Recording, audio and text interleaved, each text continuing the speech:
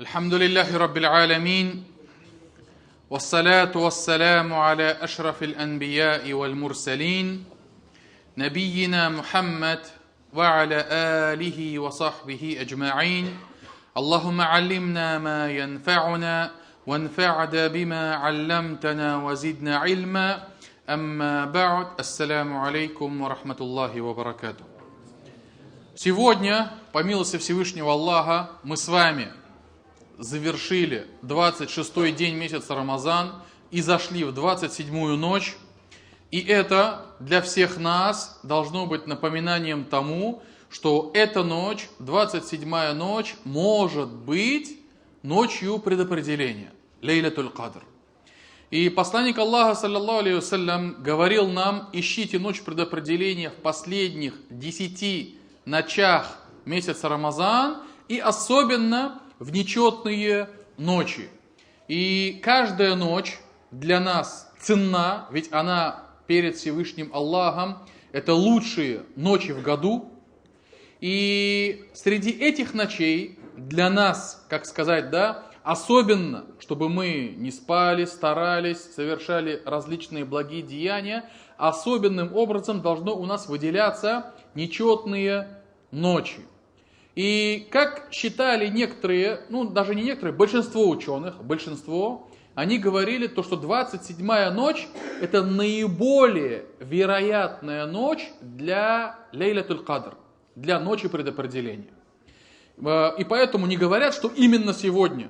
Не говорят, но говорят наиболее вероятно, что 27 Рамазана, 27-я ночь. И Аллах Тааля, когда говорит про эту ночь, говорит: «Инна анзальнаху фи лейлатим мубарака». Мы ниспослали Коран, эту книгу, в ночь, благословенную ночь, в баракатную ночь. Ночь бараката, лейлатун мубарака. И поэтому сегодня я хотел бы поговорить с вами о баракате. Что есть баракат, как его заполучить и каким образом, то есть стараться, стремиться, чтобы он у тебя появился. И ученые говорят, что же такое баракат? Баракат это большая милость Всевышнего Аллаха. Большая милость, которую Аллах Тааля наделил своего раба, который наделил своих рабов. И баракат это когда, говорит, какая-либо вещь долго тебе служит, долго с тобой находится. Польза чего-либо, выгода чего-либо, или же какое-либо мирское наслаждение длится с тобой много. И поэтому баракат, он не в том смысле, что многие люди его сразу воспринимают, когда много денег, хорошая работа, жена красавица, детей куча, все послушные, в мечеть ходят там и так далее, да? Нет, баракат это когда у тебя много или мало, но в этом твое успокоение. В этом твоя радость, и это благо длится с тобой, остается долго с тобой. И поэтому баракат это на самом деле очень важная вещь, потому что человек в этом мире не сможет найти успокоение только лишь количеством. Субханаллах, в жизни сколько людей обладают большим состоянием, и при этом они самые несчастные люди. Да? Сколько в мире людей, которые, обладая всеми благами этого мира, они ищут возможности, способы расквитаться с этой жизнью, то есть совершить суицид там и так далее. Пусть Аллах упасет нас от этого.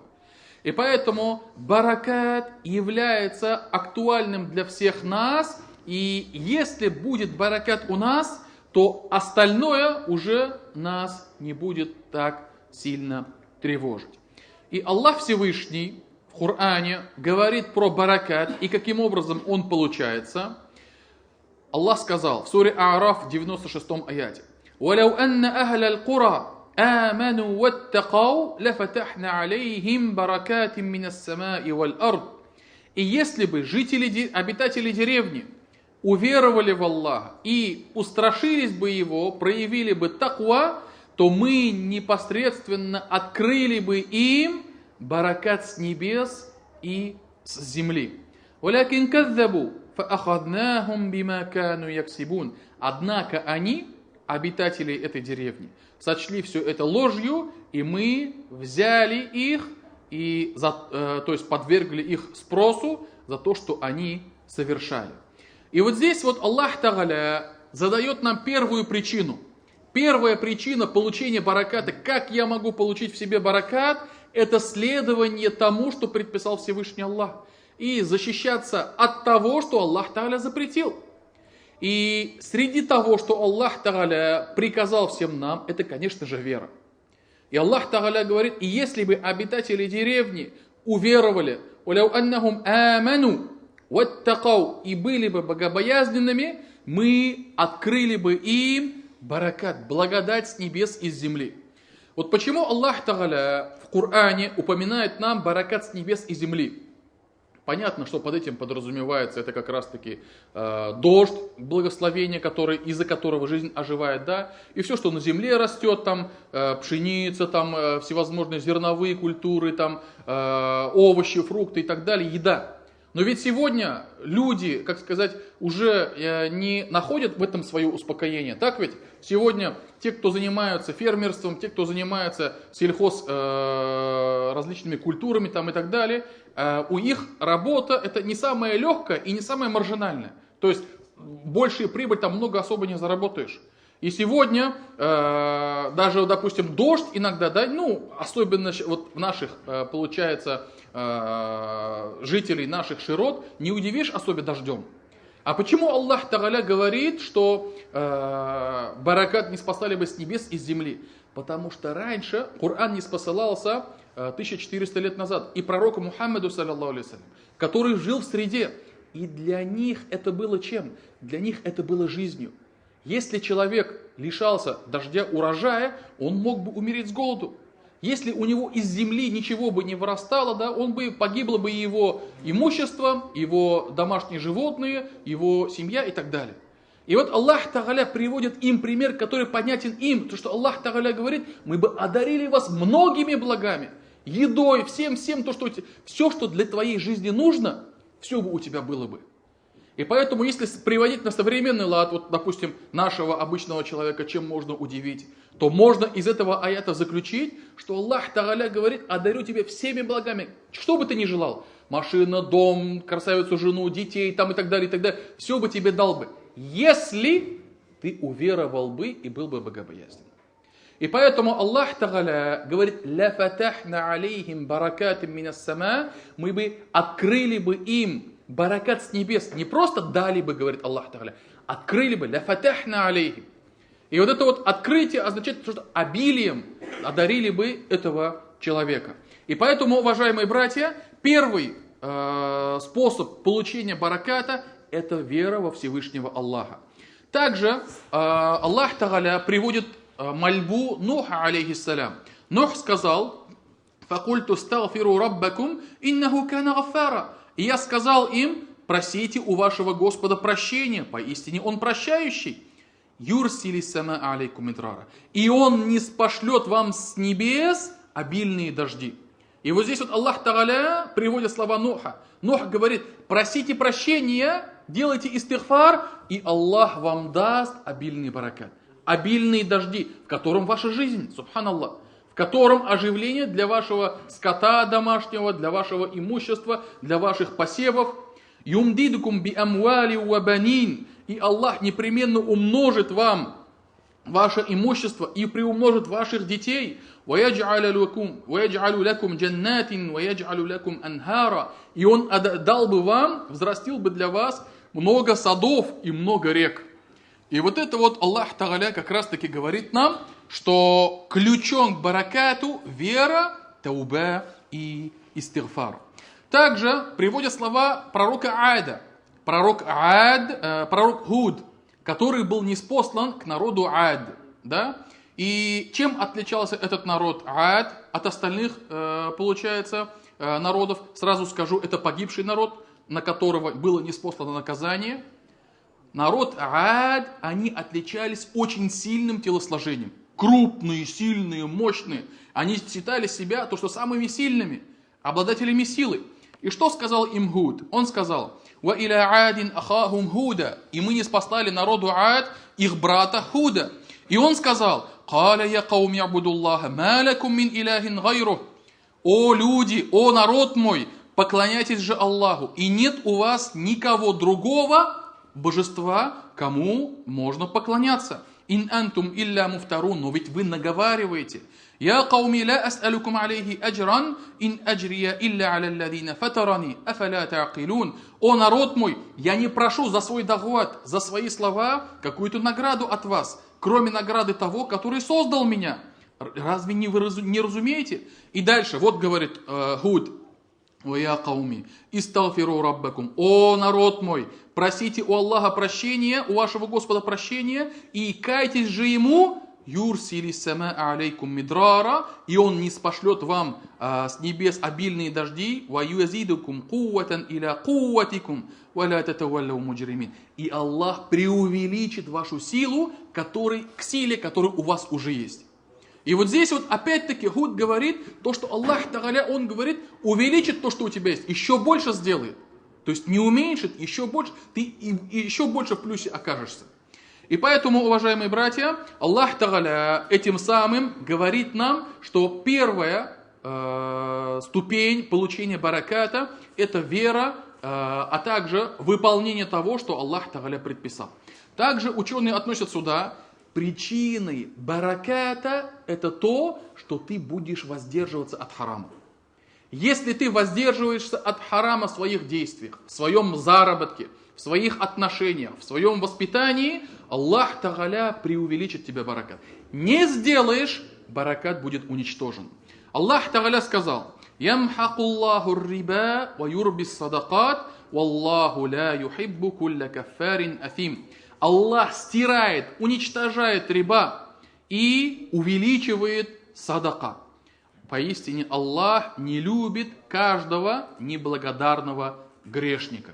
И вот здесь вот Аллах Тааля говорит нам, что риба, которая вроде бы для человека будет касаться пользой, будет казаться ему каким-то прибылем, достатком, проценты получил, легкие деньги, заработал там и так далее, там, да. То есть для тебя это будет казаться каким-то плюсом, каким-то достатком, заработком, быстро сделал, да. Но Аллах Тааля что говорит? Ямхаку. То есть даже если не прямо сейчас, но то, что человек получил по причине риба, оно все равно уничтожится. От него ничего не останется. И бараката будет лишен этот человек. И поэтому, знаете, вот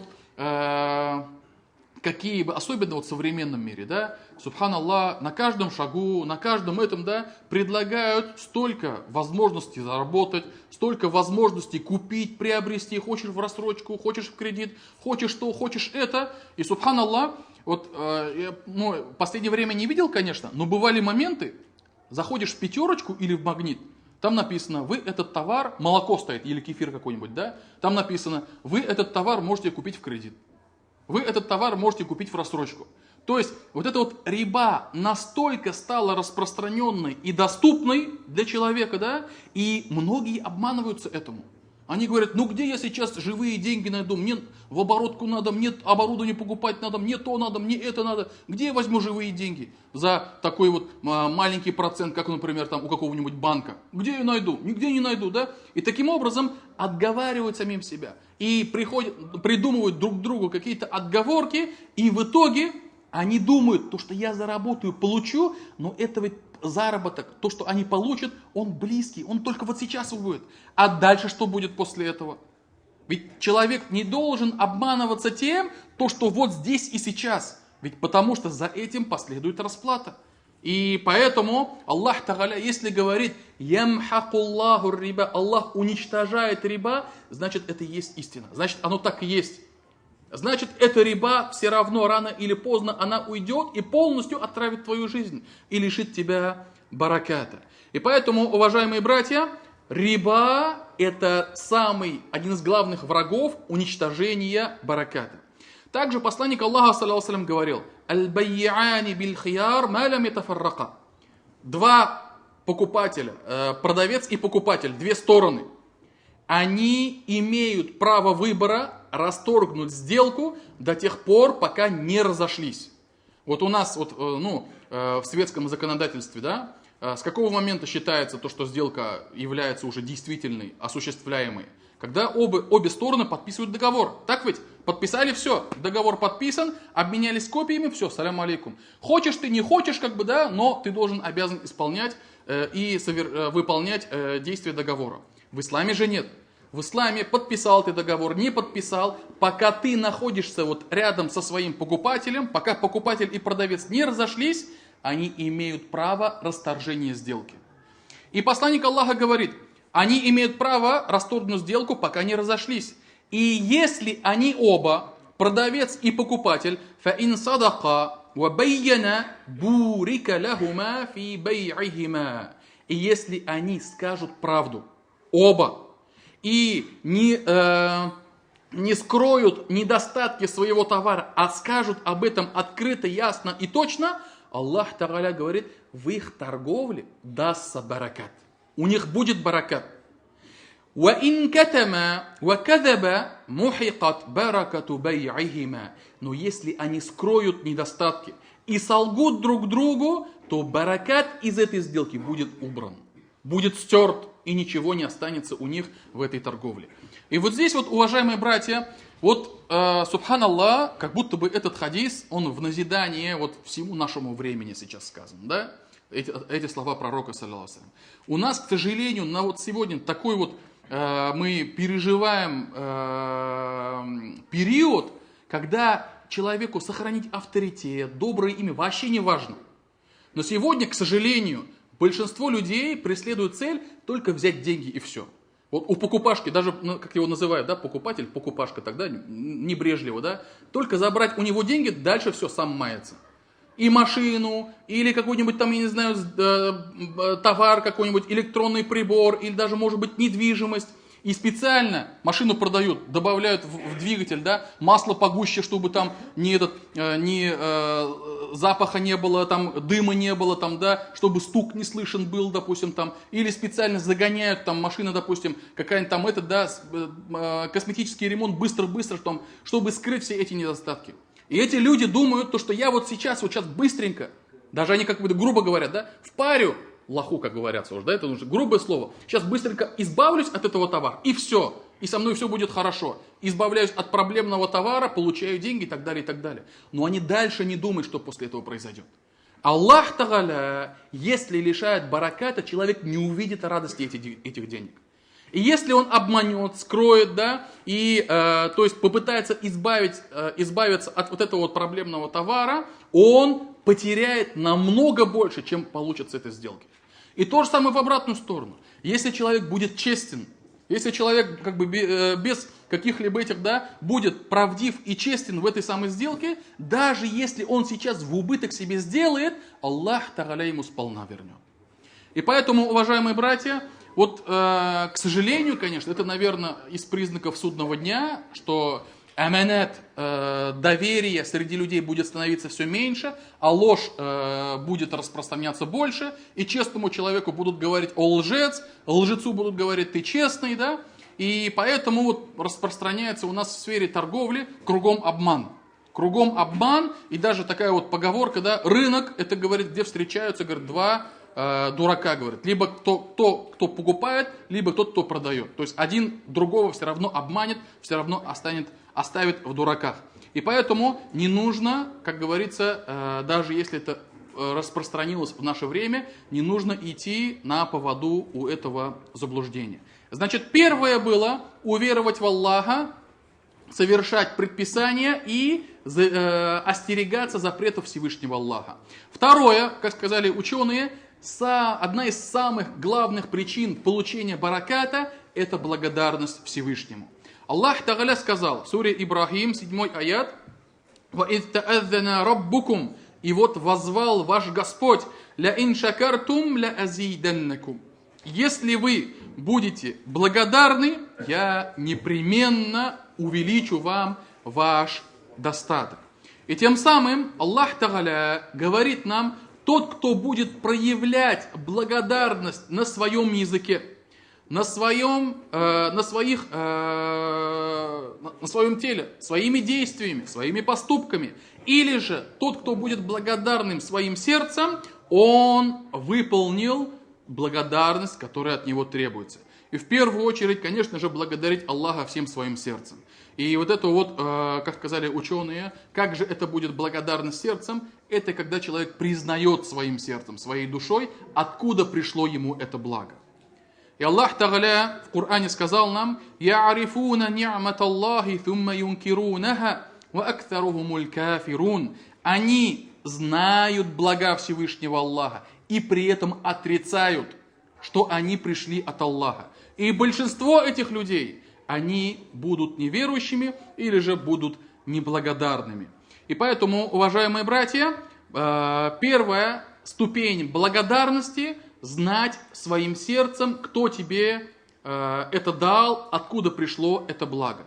Второе – это благодарить языком. И когда ученые сказали, что же такое благодарность языком, это когда человек не говорит слов, прославляющих самих себя. Откуда это купил? Откуда получил? Потому что я хороший.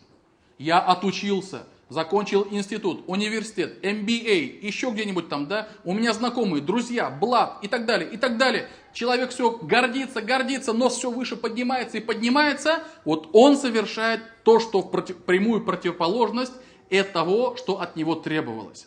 И поэтому ученые сказали, он, благодарящий Всевышнего Аллаха своими устами, своим языком, не хвалит самого себя, а говорит, это от Аллаха. «Куль хада мин фадли рабби» – это благо, милость, которую Аллах Тааля оказал мне. Это Всевышний Аллах наградил меня. Это Аллах Тааля даровал мне. Ну и, конечно же, одно из простых слов, которые мы должны непременно говорить, это тоже, что и благодарить Всевышнего Аллаха даже после еды. Даже после того, как мы закончим нашу трапезу и возведем хвалу Всевышнему Аллаху.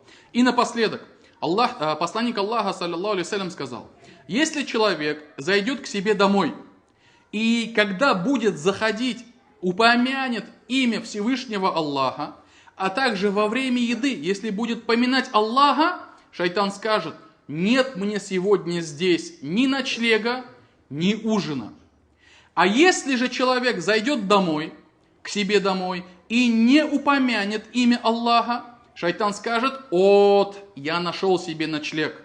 И когда он не упомянет имя Аллаха во время еды, шайтан скажет, я получил и ночлег, и ужин свой. И поэтому, уважаемые братья, пусть Аллах Тааля сделает нас благодарящими Всевышнего Аллаха своими сердцами, своими устами, языком, а также своими поступками, своими действиями. И пусть Аллах Тааля одарит нас своими благами, и пусть Аллах Тааля приумножит баракат в нашем имуществе, в наших близких, в нас самих и в наших деяниях. И на этом остановимся. Субханак Аллахума бихамдик, ашхаду ан ла иляха илля ант, астагфирука ва атубу илейк.